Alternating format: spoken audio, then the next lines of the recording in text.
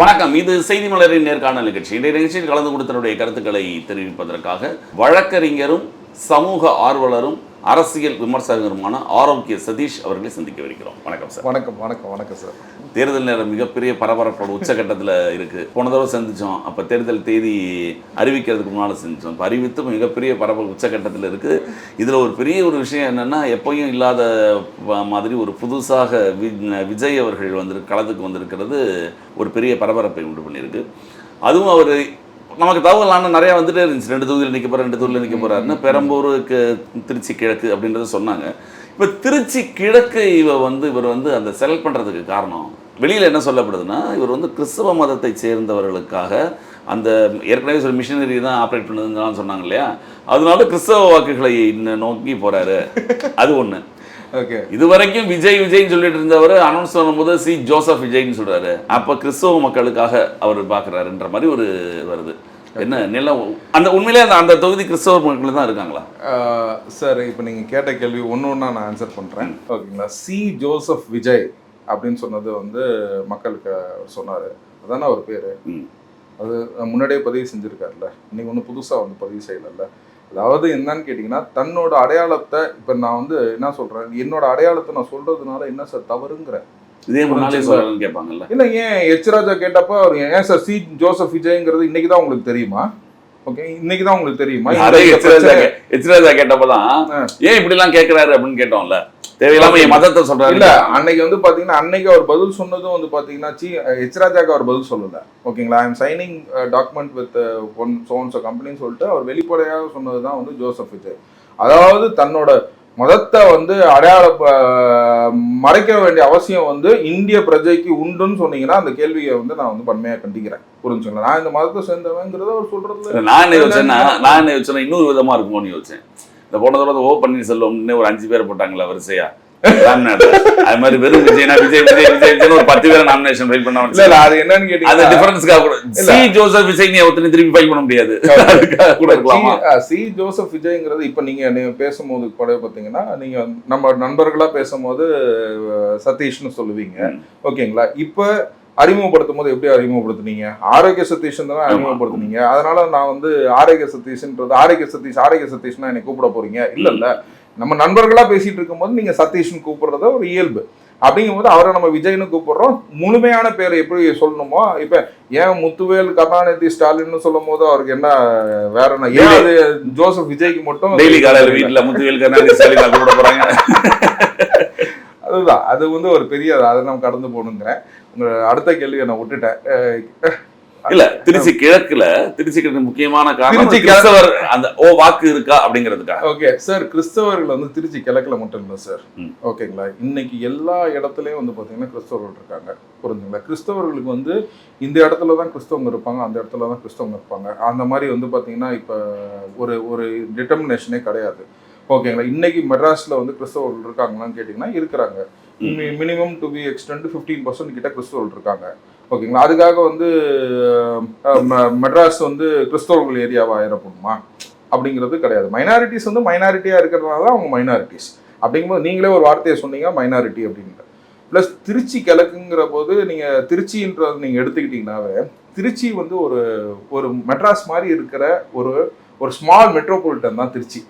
ஓகேங்களா? திருச்சியோட களம் எப்படின்னு கேட்டீங்கன்னா, இங்க ஜாதி அரசியலோ மத அரசியலோ கிடையவே கிடையாது திருச்சியில. இதுக்கு எது ஒரு சான்றா கொடுக்கணும்னா, இதுக்கு முன்னாடி ஜெயிச்ச எம்எல்ஏஸை தான் நான் சொல்ல முடியும். புரிஞ்சுங்களா? இதுக்கு இப்ப விஜயோட போட்டி போடுறது Inigo Irudayaraj, present sitting MLA, அவர் ஒரு கிறிஸ்தவர். புரிஞ்சுங்களா? அதுக்கு முன்னாடி பாத்தீங்கன்னா வெல்லமண்டி நடராஜர் பாத்தீங்கன்னா ஒரு ஹிந்து. ஓகேங்களா? இந்த சைடு பாத்தீங்கன்னா KN நேரு. புரிஞ்சுங்களா? அதுக்கு முன்னாடி பாத்தீங்கன்னா மரியம் பிச்சன் ஒருத்தர் இறந்து கூட போனார். அம்மா இருக்கும்போது கூட இறந்து கூட போனாரு. மரியம் பிச்சைங்கிறது கிறிஸ்டியன் கிடையாது சார், முஸ்லீம். ஓகேங்களா? அவர் தானே ஆக்சிடென்ட்ல ஃபார்ம் பண்ண உடனே இறந்து போனாரு. ஒரு 3 நாள்ல ஆக்சிடென்ட்ல இறந்து போனாரு. ஓகேங்களா? சோ ஒரு பையன் பேர் கூட ஆசிஃப் நினைக்கிறேன், என்னோட ஸ்கூல் ஜூனியர் கூட. அவரு பதவியேற்பு வரும்போது இறந்து போனாங்க. ஓகேங்களா? சோ மரியம் பிச்சைங்கிறது முஸ்லிமும் திருச்சியில எம்எல்ஏவா ஜெயிச்சிருக்காங்க. அப்படிங்கும் போது எல்லா இடத்தையோட வந்து பாத்தீங்கன்னா எம்பி தொகுதியா நீங்க பாத்தீங்க அப்படின்னா ஓகேங்களா, அது ஒரு பொது தொகுதி. அங்க தலித் ஏழுமலை நிக்க வச்சு ஜெயிக்க வச்சதும் வந்து திருச்சி மக்கள் தான். சோ திருச்சி மக்களுக்கு வந்து இனம், ஜாதி, மதம் எதுவுமே வந்து கிடையாது சார். ஒற்றுமையான ஒரு ஒரு ஒரு பயங்கர வந்து ஒரு ஒரு மேற்போக்கா திங்க் பண்ற மக்கள் தான் வந்து திருச்சி மக்கள்ங்கிறத நான் இதுல பதிவு செய்வேன். அதாவது பன்னீர் பெல்ட், முக்குளத்தூர் பெல்ட், எதுவுமே சார் நான் வந்து ஜெயிச்சவங்க பட்டியல தான் சொன்னேன். ஓகேங்களா, போட்டியிட்டவங்க பட்டியல சொல்லல. புரிஞ்சுங்களா, ஜெயிச்சவங்க பட்டியல தான் நான் சொன்னேன். அப்படிங்கும் போது வந்து பாத்தீங்கன்னா திருச்சி மக்கள் வந்து இதுக்குன்னா அப்பாற்பட்டவர்கள். ஓகேங்களா, இன்னைக்கு வந்து எப்படி மெட்ராஸ்ல வந்து நீங்க அப்படி கோட் பண்ண முடியுமா? அப்படி கோட் பண்ண முடியாது. அதே மாதிரிதான் வந்து பாத்தீங்கன்னா திருச்சி மக்களும் வந்து பாத்தீங்கன்னா சமுதாயத்தோட ஒன்றி இருக்காங்க. ஓகேல, இன்னொன்னு ஒரு வார்த்தையில சொன்னோம்னு பாத்தீங்கன்னா பெரியாறு கண்ட மக்கள் வந்து சவுத்துல ஒரு மத்திய, அதாவது மத்திய தமிழ்நாடுன்னு பாத்தீங்கன்னா திருச்சி. அதனால வந்து விஜய், அதாவது எம்ஜிஆர் கண்ட கனவு வந்து பாத்தீங்கன்னா திருச்சி கேபிட்டல் ஆகணும்னு சொல்லிட்டு அந்த நோக்கத்துலதான் வந்து விஜய் அவர்கள் வந்து திருச்சி கிழக்குல போட்டிடுறாரு. சோ எம்ஜிஆர் நினைச்சத அவர் 50 வருஷத்துக்கான அரசியல்னு சொன்னாரு. எம்ஜிஆர் நினைச்சதை அவரால் செய்ய முடியல. இன்னைக்கு விஜய் வந்து செஞ்சிட்டு இருக்காரு, செய்ய போறாரு அப்படின்றத இன்னும் செஞ்சுக்கிட்டு இருக்காரு, செய்ய போறாருங்கிறத நான் நம்புறேன். இல்ல திருச்சி கிழக்க பொறுத்த வரைக்கும் என்னன்னா ஒரு ஏற்கனவே ஒரு சிட்டிங் எம்எல்ஏ இன்னைக்கு ஸ்ட்ராங்கான ஒரு பார்ட்டி. ஏன்னா 20 கூட்டணியில இருக்காங்க. அவர் சிட்டிங் எம்எல்ஏவா இருக்காரு. நீங்க சொன்ன மாதிரி அவரும் கிறிஸ்தவ மதத்தை சேர்ந்தவர் தான். அவர் மேல அங்க பெரிய அலிகேஷன் இருக்க மாதிரி இல்ல அப்படின்ற மாதிரி சொல்றாங்க. ஆனா உங்களுக்கு தெரிஞ்சிருக்கலாம். ஆனா எங்களுக்கு தெரியல சார். அதாவது இனிகோ இருதயராஜ் வந்து பாத்தீங்கன்னா இப்ப விஜய் வந்து நிக்கிறாரு அப்படின்னா ஒரு முதலமைச்சர் கேண்டிடேட். அவர் வந்து ஹி செலக்டிங் ஒன் ஏரியா. அதாவது நம்ம சென்டரா நம்ம இருந்தோம் அப்படின்னா இது வந்து ஒரு பரவலாக வந்து பாத்தீங்கன்னா எல்லாருமே வந்து ஒரு அந்த பரவலாக அடிக்கப்படும். புரிஞ்சுக்கலாம். திருச்சி வந்து பாத்தீங்கன்னா இந்த சைடு வந்து கே நேரு, அந்த சைடு வந்து அன்பில் மகேஷ், 2 அமைச்சர்கள் கொண்டது. 2 அமைச்சர்களுமே மூத்த அமைச்சர்கள் பட்டியலில் இருக்கிறாங்க. இவர் வந்து டெப்டி சிஎம்க்கு க்ளோஸ், அவர் வந்து சிஎம்க்கு க்ளோஸ் அப்படின்ற மாதிரி ஒரு பெரிய இது பேசு பொருளா இருக்கிற அமைச்சர்கள் பட்டியலில் இவங்க பேர் இருக்குது. அப்படிங்கும்போது திருச்சி வந்து கவனிக்கத்தக்க ஒரு ஏரியா. அதுக்கு நடுவுல ஒண்ணு நிக்கிறாரு பாருங்க, இந்த சைடு அமைச்சர், அந்த சைடு அமைச்சர். ஸோ தமிழ்நாட்டில் இருக்க எல்லாத்துக்குமே வந்து பாத்தீங்கன்னா 5 மணி நேரத்துல போயிடலாம் மேக்சிமம். எந்த இடத்துக்கும் நீங்க 5 மணி நேரத்துல திருச்சியில இருந்து போயிடலாம். இன்னொன்னு வந்து என்ன சொல்லணும்னு கேட்டீங்கன்னா என்னோட வாக்கு திருச்சி கிழக்கு தொகுதியில இருக்கு.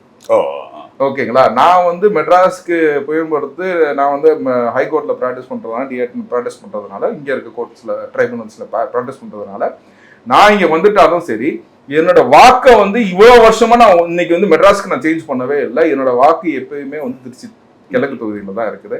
ஸோ இந்த வாட்டிக்கு திருச்சி கிழக்கு தொகுதியில நீங்க சொன்ன வழக்கறிஞர், அரசியல் விமர்சகர், சமூக ஆர்வலர் எல்லாத்தையும் தவிர்த்து வந்து பாத்தீங்கன்னா நான் திருச்சி கிழக்கு தொகுதியின் வாக்காளன்றதுல ரொம்ப பெருமைப்படுறேன். எங்க தொகுதி வந்து முதலமைச்சர் தொகுதியா இப்ப செலிபிரிட்டி தொகுதியா ஆயிடுச்சு. அப்படின்னு ஒரு பிரீமியம் தொகுதி, செலிபிரிட்டி தொகுதியா இருக்கிறதுல சிஎம் கேண்டிடேட் தொகுதியா இல்ல சிஎம் தொகுதியே நினைக்கிறீங்களா? இல்ல, அதுதான் நான் சொல்றேன். நான் சொல்லாம சொல்லிட்டேன். ஓகேங்களா, அதாவது என்னன்னு கேட்டீங்கன்னா மக்களை தீர்மானிப்பாங்க. புரிஞ்சுங்களா? சோ அது ஒரு செலிபிரிட்டி தொகுதி, சிஎம் செலிபிரிட்டி தொகுதின்னு இப்ப சொல்லலாம். ஓகேங்களா, இது முடிஞ்ச பிறகு வந்து பாத்தீங்கன்னா சிஎம் தொகுதின்னு சொல்லி ஏப்ரல் 4 அன்னைக்கு நீங்க சொல்லுவீங்க. சரி, இங்க அந்த இனிகோ இருதயராஜ் மேல நான் சொன்னேன் ஒரு சில முழுசா தெரியாது. ஏதோ அவர் ஒரு 5000 கோடி சொத்துக்கள்ல வந்து ஊழல் அப்படின்னு எல்லாம் சொல்றாங்க. அது முழுமையான செய்தி என்னது சார்? இன்னைக்கு வந்து பாத்தீங்கன்னா அதாவது இனிகோ இருதயராஜ் அரசியலுக்கு எப்படி வந்தாரு, ஏன் நேரா அங்க வந்தாங்க? இன்னைக்கு வந்து ஒரு வீடு கூட கிடையாது திருச்சி கிழக்கு தொகுதியில, வீடு கிடையாது. புரிஞ்சுங்களா? இன்னைக்கு வந்து விஜய் வந்து நிக்கிறாருன்னா ஒரு செலிபிரிட்டி கேண்டிடேட், ஒரு முதலமைச்சர் கேண்டிடேட். அவர் வந்து தனக்கு உண்டான, ஏன்னா சென்ட்ரல்ல நின்னா வந்து ஒரு இன்டர்ஃபரன்ஸ் இருக்கும். எல்லா தொகுதிகளையும் நம்ம பார்க்கலாம் அப்படின்ற ஒரு இதுல வந்து திருச்சி கிழக்கு தொகுதியா இருக்கும். பட் ஆனால் அங்கே இருக்க ஒரு கேண்டிடேட் இங்கே மெட்ராஸில் வீடு வச்சு இங்கே பிஸ்னஸ் பண்ணிட்டு இருக்க ஒரு கேண்டிடேட்டாக அங்கே வந்து நிற்கணுன்ற அவசியமும் கிடையாது. நம்பர் 1.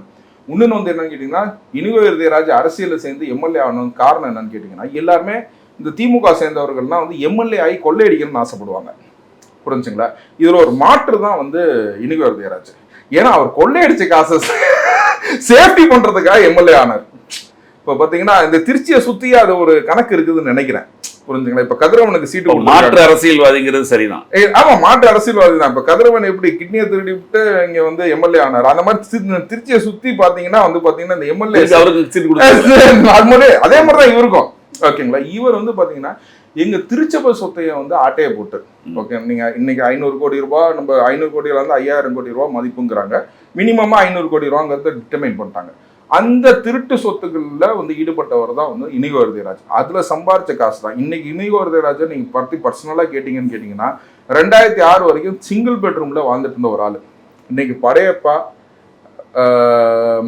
நீங்க அண்ணாமலை, சூரிய வம்சம் இதெல்லாம் கலந்து சினிமால மட்டுமே நடக்கக்கூடிய ஒரு விஷயத்த கலந்து அப்படியே டபக்கு டபக்கு டபக்கு டபக்குன்னு பெரிய ஆளானது நம்ம இனிகோ இருதயராஜ் மட்டும்தான். என்னன்னு கேட்டீங்கன்னா கத்தோலிக்க இல்ல அமைதிப்படை கூட எம்எல்ஏ தான் சம்பாரிச்சாரு. புரிஞ்சுங்களா. இவர் வந்து கரெக்டா ஒண்ணு சொல்ல போனா மக்களாட்சின்னு ஒரு படம் வந்துச்சு, மம்முட்டி. எவன் காசையும் எடுத்து வந்து இவர் எம்எல்ஏ ஆயிடுவாரு, கடைசியில சிஎம்ஆ கூட ஆயிடுவாரு. அந்த மாதிரி வந்து அவர் ஒரு குட்டி மம்முட்டி அப்படின்றத நான் இதுல பதிவு செஞ்சுக்கிறேன். சரிங்களா. அதே மாதிரி வந்து பாத்தீங்கன்னா கத்தோலிக்க திருச்சபை சொத்தை, ஓகேங்களா, அபகரிச்சதுல வந்து மலிவான விலைக்கு நீங்க வாங்கணும் அப்படின்னா நீங்க இனிகோ இருதயராஜை நீங்க அணுகலாம் அப்படின்றது வந்து ஒரு ஒரு கூற்றாவே நம்ம சொல்லுவோம். இவர் என்ன பண்ணாருன்னு கேட்டீங்கன்னா, கத்தோலிக்க திருச்சபை வந்து மெட்ராஸ் டயசஸ்ங்கிறது பெருசா இருந்துச்சு. ஓகே, அட்மினிஸ்ட்ரேஷனுக்காக என்ன பண்ணாங்க, அது செங்கல்பட்டு டயசஸா பாதியா பிரிச்சாங்க. பாதியா பிரிக்கும் போது என்ன பண்ணாங்க, இங்க மெட்ராஸ் டயசஸோட சொத்தை வந்து நீங்க வச்சுக்கோங்க அப்படின்னு சொல்லிட்டு ஒரு பவர் ஆஃப் அட்டார்னி வந்து எல்லா சொத்துக்கும் எழுதி கொடுக்குறாங்க. அந்த பவர் ஆஃப் அட்டார்னி என்ன சொல்லுதுன்னா, அதை பராமரிச்சு அதுல வர லாபத்தை நீங்க எடுத்துக்கோங்க அப்படின்னு சொல்லி ஒரு power of attorney Chengalpattu diocese கொடுக்குறாங்க. ஸோ அப்பேற்பட்ட ஒரு பவர் ஆஃப் அட்டார்னி ஹோல்டர் தான் வந்து பாத்தீங்கன்னா ப்ரொக்குரேட்டரா நாங்க சொல்லுவோம். எங்க இதுல அட்மினிஸ்ட்ரேட்டர் மாதிரி ப்ரொக்குரேட்டர்னு சொல்லுவாங்க. அந்த ப்ரொக்குரேட்டரா நியமிக்கப்பட்டவர் தான் வந்து பாத்தீங்கன்னா ஃபாதர் சிரில் ராஜன்றவர். அவரை இவர் வந்து கைக்குள்ள போட்டுக்கிட்டார். ஓகேங்களா. இந்த மாதிரி எல்லாம் இது பண்ணிட்டேன். அவர் வந்து இந்த திருச்சபை சொத்தைனா வந்து பராமரிக்க கொடுத்த சொத்தை வித்துட்டாங்க. ஓகேங்களா. அதை வித்து காசு பண்ணதுதான் இது. அந்த இதுதான் வந்து பாத்தீங்கன்னா இது நான் காட்டுறேன். ஓகேங்களா. இதை நீங்க வந்து உங்களுக்கு நான் வாட்ஸ்அப் கூட பண்றேன். இதுல வந்து பாத்தீங்கன்னா நம்ம இனிகோ இருதயராஜ் வந்து பாத்தீங்கன்னா கையெழுத்து போட்டு விட்னஸ், அதாவது அவருக்கு எதுவுமே தெரியாது, அவருக்கு 100 ரூபாய் கொடுத்து விட்னஸ் போட சொன்னாங்க, அதனால அவர் போட்டுட்டாரு. அப்பாவி, அந்த மாதிரி அப்பாவி ஜென்மம் தான் வந்து இந்த இனிகோ இருதயராஜ். இந்த ஃபாதர் சிறுல என்ன பண்ணாங்கன்னு கேட்டீங்கன்னா, எங்க திருச்சபையில இருந்து ரோம்ல இருந்து வந்தாங்க. ஏன்னா ஆக்சுவலா கத்தோலிக்க திருச்சபை ரோம்ல இருந்து கனெக்டட். அங்கேருந்து வந்து விசாரணை பண்ணி என்ன பண்ணாங்கன்னு கேட்டீங்கன்னா, இவர் ஃபாதரே இல்லைன்னு மெட்ராஸ் டயசஸ்ல இருந்து, சாரி செங்கல்பட்டு டயசஸ் ஃபாதர் சிறுல ஃபாதர்ல இருந்து சஸ்பெண்ட் பண்ணிட்டு அவர் அரெஸ்டும் செய்யப்பட்டார். அரெஸ்ட் பண்ணி உள்ளுக்குள்ளேயே வச்சுட்டாங்க. இப்ப பெயில்ல இருக்கார் போல இருக்கு வெளியில. புரிஞ்சுங்களா. இந்த இந்த இந்த நிலை ஆவாரத்துல இது நடந்தது. இந்த விஷயம் இத வந்து பாத்தீங்கன்னா பல கத்தோலிக்க மக்கள் வந்து வெளியில கொண்டு வந்தாங்க. அப்போ வந்து பாத்தீங்கன்னா இனிகோ இருதயராஜ் கத்தோலிக்க திருச்சபைக்கு வந்து மலிவான விலையில் வித்து விட்டார், ஓகே, ஐயோகேன்னு இதுன்னு எல்லாமே போட்டாங்க. அந்த மாதிரி போட்டதுல வந்து பாத்தீங்கன்னா ஒரு 3 பேருக்கு மேல இவர் வந்து டிஃபமேஷன் கேஸ் போடுறாரு. யாரு? இனிகோ இருதயராஜ் 1,00,00,000 கேட்டு ஹைகோர்ட்ல டிஃபமேஷன் கேஸ் போடுறாரு. அந்த டிஃபமேஷன் ஆர்டரை உங்களுக்கு அனுப்புறேன். அந்த டிஃபமேஷன் கேஸ்ல என்ன போடுறாரு, என்னை ஃபேஸ்புக்கு சோஷியல் மீடியாலனா என்னை பத்தி அவதூறு போடுறாங்க. அந்த சூட் நம்பர்ல வந்து ஒரு OA அப்ளிகேஷன் ஒன்று போடுறாரு. அது வந்து இந்த இதுல வந்து என்னை வந்து அவதூறு பண்றாங்க. அதனால இவங்க மேல வந்து இன்ஜங்ஷன் ஆர்டர் கொடுங்கன்னு சொல்லி கேட்கறாங்க. இப்ப இன்ஜங்ஷன் ஆர்டர் கொடுங்கன்னு சொல்லி கேட்டாங்கன்னா எல்லா கோர்ட்டும் மோரல்லஸ் கொடுத்துரும். புரிஞ்சுங்களா. அவதூறு பண்ணாதீங்க. அப்ப என்ன பண்றாங்க, இந்த டாக்குமெண்ட்னா உங்களுக்கு காட்டினேன் பாத்தீங்களா டாக்குமெண்ட், இந்த டாக்குமெண்ட்னா கொண்டு வந்து அவங்க கோர்ட்ல போடுறாங்க. எங்க நாங்க வந்து சும்மா போடலங்க, இந்த மாதிரி தான் நடந்திருக்கு, அதனால தான் போட்டு கேள்வி கேட்கிறோம். எங்க சொத்து, ஏன்னா வந்து பாத்தீங்கன்னா திருச்சபையில இருக்க சொத்து ஒருத்தர் மக்களோட சொத்து, ஒரு கிறிஸ்துவனோட சொத்து, 4 ஃபாதரோட சொத்து கிடையாது. புரிஞ்சுங்களா.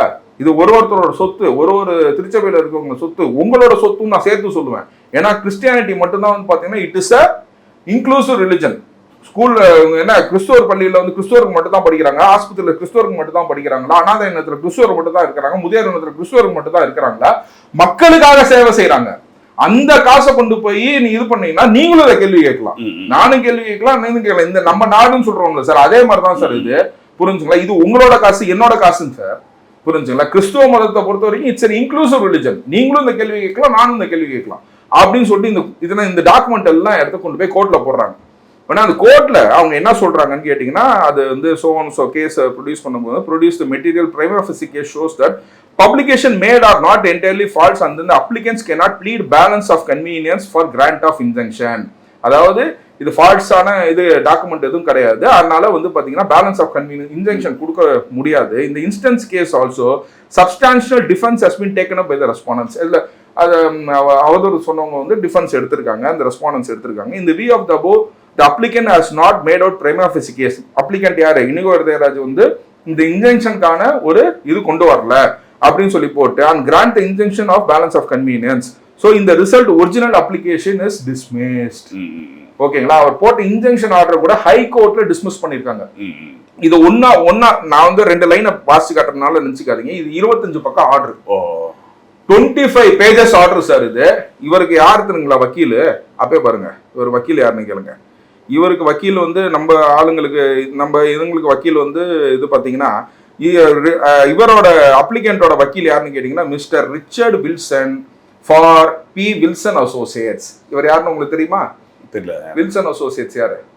MP sir, DMK MP. ஆமா, அவர் தான் இவருக்கு வக்கீல். ஓஹோ. சோ இதுதான் இதோட கூற்று. ஓகேங்களா? சொல்றேன், வக்கீலுக்கு வந்து நம்ம இது நானே நிறைய டிஎம்கே கேஸ் நடத்துறேன். அதனால நீங்க வந்து இது ஏன்னா தொழிலாங்கிறது வேற, அது சும்மா ஒரு இன்ஃபர்மேஷனுக்கு உங்களுக்கு நான் கொண்டு வரேன். நான் நல்ல வேலை இத திமுக கண்டிக்கலையான்னு கேட்கலாம். திமுக வக்கீல் பேரை சொல்லிட்டீங்க. இல்ல சார், நான் தான் சொல்றேன், இல்ல நானுமே வந்து திமுக காரங்களுக்கு கேஸ் நடத்துறேன். ஓகேங்களா? தொழில் வேற, இது வேற. அதை நான் கொண்டு வரேன், உங்களுக்கு இன்ஃபர்மேஷன் கொண்டு வரணும்ல. என்ன சார், இது வந்து மறைக்கிற டாக்குமெண்ட் கிடையாது சார், இது வேலை. ஏன்னா அவர் வக்கீலா இருந்தாருன்னா அவர் பேரை நான் சொல்லியிருக்க மாட்டேன். அவர் இப்ப எம்பியா இருக்காரு. சோ பொதுத்தளத்துக்கு வந்துட்டாரு. இல்ல இல்ல, இப்ப வந்து என்னன்னு கேட்டீங்கன்னா, ஏன்னு கேட்டீங்கன்னா தாவேகா மேல குற்றச்சாட்டு பண்ணதும் இந்த வில்சன். அதனால அவர் பேரை நான் சொல்றேன். அவர் எம்பியா மட்டும் தான் சொல்றேன், நான் அவர் வக்கீலா அவர் பேரை நான் சொல்லல. புரிஞ்சுங்களா? அதுதான் நான் எதுக்கு கொண்டு வரேன்னா, அது நான் சொல்றேன். நானும் திமுக கிளைண்ட் எல்லாம் வராங்க, நீ திமுக வெளில போனா சொல்ல முடியும். அதனால நான் தொழிலா வந்து நாங்க ரெஸ்பெக்ட் பண்றோம். புரிஞ்சுங்களா? ஆனா அவர் எம்பி வில்சனா தான் ஆக்ட் பண்றாரு அப்படிங்கறத நான் வந்து அதை பதிவு செய்யறேன். புரிஞ்சுங்களா? சோ இந்த மாதிரி ஒரு டிஃபமேஷன் கேஸ் எல்லாமே போட்டாங்க. பிளஸ் இன்னொன்னு வந்து என்னன்னு கேட்டீங்கன்னா, இதுக்கு ஒரு பில்லு வேற போடுறாங்க. இது ஒரு பில்லு, இப்ப புதுசா வந்த பில்லு. அந்த பில்லு வந்து பாத்தீங்கன்னா, இது தினமணியில வந்ததுதான். ரூபாய் 5000 கோடி ரூபாய் 5000 கோடி நிலத்தை மீட்க கோரி வழக்கு. தமிழக அரசு பதிலளிக்க உச்சநீதிமன்றம் உத்தரவு. இது யார் போட்டிருக்கா? CJ bench. கத்தோலிக்க திருச்சபையோட சொத்துக்கள் இந்த மாதிரி போயிருச்சு அப்படின்னு சொல்லிட்டு இது பண்ணிருக்காங்க. CJ court, chief justice of Madras high court போட்ட ஆர்டர் தான் வந்து இது ஒரு தனியா ஒரு பில்லு ஒன்று இருக்கு. ஓகேங்களா? இந்த மாதிரி சூழ்நிலையில சும்மா சாதாரணமா நான் சொல்றேன். ஓகேங்களா? இப்ப இந்த இனிகோ இருதயராஜை பத்தி நீங்க கேட்கறதுனால இவ்வளவு கொஞ்சம் இன்ஃபர்மேஷன்ஸ் இல்ல, இவ்வளவு சிக்கல்கள் இருக்குன்னு சொல்றீங்க. இவ்வளவு கிறிஸ்தவர்கள் மத்தியில ஒரு சிக்கல் இருக்கும். அப்புறம் எப்படி மைனாரிட்டி ஓட்டு ஃபுல்லா டிஎம்கேக்கு போகுது, டிஎம்கேக்கு போகுதுன்றது சார், அது வந்து ஒரு பிம்பத்தை. இப்ப ஒண்ணும் இல்ல, இப்ப முதல்வர் வந்து திருநெல்வேலியில போய் ஒரு ஃபங்க்ஷன் கண்டாருனால அந்த ஃபங்க்ஷன் ஆர்கனைஸ் பண்ணது வந்து பாத்தீங்கன்னா இனிகோ இருதயராஜ் தான். அதாவது என்னன்னு கேட்டீங்கன்னா, இந்த மாதிரி இப்ப எப்படி நம்ம கவர்மெண்ட்ல வந்து பாத்தீங்கன்னா லஞ்சம் வாங்குறவங்கன்னு ஒருத்தங்க இருக்கிறாங்க, ஒரு கும்பல் ஒண்ணு இருக்குது, எல்லாமே இருக்கு. அதே மாதிரி வந்து பாத்தீங்கன்னா சில திருட்டு சாமியார்கள் கூட இது துணை போறதுனாலதான் இவ்வளவு பெரிய லூட் ஆயிருக்கு. நான் வன்மையா கண்டிக்கிறேன் சார். சொத்தை திருநமே சாமியாரா இருந்தானே எதா இருந்தானே புரிஞ்சுங்களா? சொத்தை இன்னைக்கு காவந்து பண்ணிருக்கணும்ல சார். இது உங்க காசு, ஏன் காசு சார் இது. அப்படிங்கும் போது திருடின சாமியாரை வந்து நம்ம எப்படி நம்ம வந்து சாமியாருன்றதுனால திரும்ப பிளஸ் பண்ணுங்க ஃபாதர்னா போய் கேட்க முடியும்? புரிஞ்சுங்களா? திருடுதான். புரிஞ்சுங்களா? அந்த மாதிரி ஒரு நோக்கத்தை கொண்டு இன்னைக்கு இனிகோ இருதயராஜுக்கு யார் என்ன பண்றாங்க இன்னைக்கு எதான் காட்டுறேன். இன்னைக்கு ஒண்ணும் இல்ல சார், இந்த பில்டிங்கை பாருங்க. இந்த பில்டிங்கை பாத்துக்கிங்கன்னா, இந்த பில்டிங் வந்து சென்ட் தாமஸ் மவுண்ட்ல இருக்குது. இதுல என்ன போர்டு போட்டிருக்குன்றதே பாருங்க. கிறிஸ்தவ நல்லெண்ணெய் இயக்கம். ஓகேங்களா? கிறிஸ்தவ நல்லெண்ணெய் இயக்கத்தோட போர்டு போட்டிருக்கு. இந்த பில்டிங் இதுவும் திருச்சபையோட சொத்து. ஓகேங்களா? இதுவும் திருச்சபையோட சொத்து. இந்த பில்டிங் எப்படி இருக்கு பாத்துக்கிட்டீங்களா? இது 3 ஸ்டோரி நல்ல பெரிய பில்டிங். 3018 ஸ்கொயர் ஃபீட் இந்த பில்டிங், லேண்டன் பில்டிங். இதுக்கு எவ்வளவு வாடகை கொடுக்கலாம்? சென்ட் தாமஸ் மவுண்ட்ல இருக்குது, சென்ட் தாமஸ் ஹாஸ்பிட்டல் பக்கத்துல மெயின்லயே. ஆமா, கொஞ்சம் தான். எவ்வளவு வாடகை கொடுக்கலாம் சொல்லுங்க? 1 lakh 2 lakhs போகும். ஓகேங்களா? 250 ரூபா வாடகை. நல்ல வச்சிருக்காங்க. இதுதான் இந்த இனிகோ இருதயராஜ். இதுக்கு யார் துணை போடுறா? இதுக்கு எந்த ஃபாதர்? எஸ் சார், இன்னைக்கு கஷ்டப்படுறவங்க கிறிஸ்துவத்துல ஏகப்பட்ட பேர் இருக்கோம் சார். இதெல்லாம் மக்களுக்கு எப்படி போய் தெரியும்? நீங்க சொன்னீங்க மலிவான விலையில இடம் வாங்கணும்னா அவர் வாடகைக்கு மலிவான வாடகைக்கும் நீங்க அவர்தான் தான் கேட்கணும், தேவைப்படுது. ஓகேங்களா? நீங்க போய் கேளுங்க. அவர் 66 வருஷம் லீஸா போட்டு 250 ரூபா வாடகை கொடுத்துட்டு இருக்காரு. பாவம் கஷ்டப்படுறாரு சார். ஓகேங்களா? நீங்க போய் 300 நாள் கொடுத்துடலாம் சார். நான் வந்து அதை இன்டு 100 பண்ணி 25,000 ரூபா இருந்தாலும் கொடுக்குறேன்.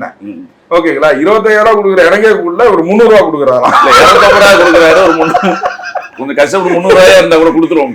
ஓகேங்களா? சோ இந்த மாதிரி வந்து இந்த மாதிரி திருச்சபைகள் சொத்தைன்னா ஆட்டையை போட்டு தன்னு இப்ப சார் இன்னைக்கு வீடு இல்லாம எவ்வளவு பேர் கஷ்டப்படுறாங்க, அவங்களுக்கு நீங்க பண்ணலாம். ஓகேங்களா, சர்ச் வந்து பாத்தீங்கன்னா நல்ல நம்ம திருச்சபை இடத்துல நம்ம வந்து சர்ச் பண்ணலாம், எல்லாமே நம்ம பண்ணலாம். அதெல்லாம் பண்றது கிடையாது சார். இது வந்து என்னன்னு கேட்டீங்கன்னா ஜெயின் செக் போடுறது. புரிஞ்சுங்களா? இது எதுக்குன்னு கேட்டீங்கன்னா இந்த மாதிரி ஃபாதர்ஸ்னா தான் வந்து பாத்தீங்கன்னா திமுக அரசுக்கு வந்து ஒத்து ஊதுறது. ஓகேங்களா, ஒத்து ஊதி அவங்க இந்த மாதிரி சொத்தை வித்து அவங்க வந்து இது பண்ணி ஃபைனலா வந்து அவங்க ஒரு நல்ல லிவிங்க்கு போறதுக்கு தான் இந்த மாதிரி இது பண்றாங்க. இதையெல்லாம் அடையாளம் காட்டணும். மக்களுக்கு எல்லாம் வந்துருச்சு சார். இன்னைக்கு வந்து பாத்தீங்கன்னா 2021 நான் போட்டிக்கிட்டேன் திருச்சி கிழக்கு தொகுதியில போட்டிட்டு எங்களை கிறிஸ்டியன் ஃபெடரேஷன் வழியாக வந்து என்னை போட்டியிட சொன்னாங்க. நான் போட்டிட்டு இந்த அவலத்தெல்லாம் வெளியில கொண்டு வந்தேன். பட் ஆனா என்னால ரீச் பண்ண முடியல. இப்போ விஜய் நிக்கிறது இப்ப என்னால ரீச் பண்ண முடியல. என்னால எவ்வளவு சார் செலவு பண்ண முடியும்? நான் வந்து ஒரு 1 லட்சம் ரூபாய் செலவு பண்ணிருப்பேனா? புரிஞ்சுங்களா? இதெல்லாம் நோட்டீஸ் அடிச்சு இப்ப எல்லாம் கொடுத்துட்டோம். இப்ப பாருங்க, இப்ப வந்து பாருங்க, ஆண்டவர் எனக்கு கொடுத்ததுல வந்து நீங்க வந்து பேட்டி எடுக்கிறீங்க. இப்போ உங்க சேனல் வழியா எத்தனை பேர் பார்ப்பாங்க? கோடிக்கணக்கான பேர் பார்க்க போறாங்க. ஓகேங்களா, விர்ச்சுவல் வாரியர்ஸ் அது கோடி கொண்டு போறாங்க. அப்படிங்கும் போது வந்து பாத்தீங்கன்னா இது இந்த முகத்தரை இப்ப கிளியுமா கிளியாதான். சோ நான் அதுதான் நான் எப்பவுமே சொல்றது, நல்லவனா இருக்கிறது கிடையாது. ஆண்டவனா பார்த்து விஜய் இறக்கியிருக்காரு. ஆண்டவனா பார்த்து விஜய் இறக்கியிருக்காரு. இந்த இடத்துல வேற கேண்டிடேட்டை போட்டிருந்தா இந்த அளவுக்கு நம்ம பேச முடியுமா? பேசவே முடியாது. இதுக்காக தான் பாத்தீங்கன்னா ஆண்டவனா பார்த்து விஜய் போட்டிருக்காரு. போட்டனாலதான் ஏன் இப்ப நீங்க சொல்ற இனிகோர் ராஜும் கிறிஸ்தவர் தானே? ஏன் கிறிஸ்தவருக்கு நான் ஒத்து உதவ வேண்டியதானே? ஓகேங்களா, ஏன் அதை கொண்டு வந்து நம்ம சொல்றோம்? ஆண்டவர் 2021 நான் பதிவு செஞ்சேன். என்னால பதிவு செய்ய முடியல. நல்லவனா மட்டும் இருந்தா போதாது சார், வல்லவனா இருக்கணும். நான் விஜய் படத்துல சொல்ற மாதிரி தான், ஒருத்தன் வருவான்டா உன்னை காலி பண்ணுவான்டா அப்படின்ற மாதிரி ஆண்டவனா பார்த்து விஜய் அமைச்சிருக்காருன்னு. இது விஜய்க்கு தெரியுமா தெரியாதான்னு எனக்கு தெரியாது. புரிஞ்சுங்களா? இனிகோர் ராஜ் இப்படி ஒரு ஃப்ராடுன்னு தெரியுமான்னு தெரியாதுன்னு விஜய்க்கு தெரியாது. ஆனா இன்னைக்கு நாமினேஷன் ஃபைல் பண்றதுக்கு முன்னாடியே இனிகோர் ராஜுக்கு டெபாசிட் போயிருங்கிறத நான் உறுதி செய்யறேன் சார். டெபாசிட் போயிருங்கிறத உறுதி செய்யறேன்.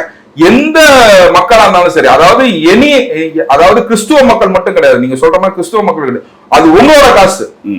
கிறிஸ்துவ சமுதாயம் வந்து எல்லாத்துக்கும் தான் வேலை செய்யுது.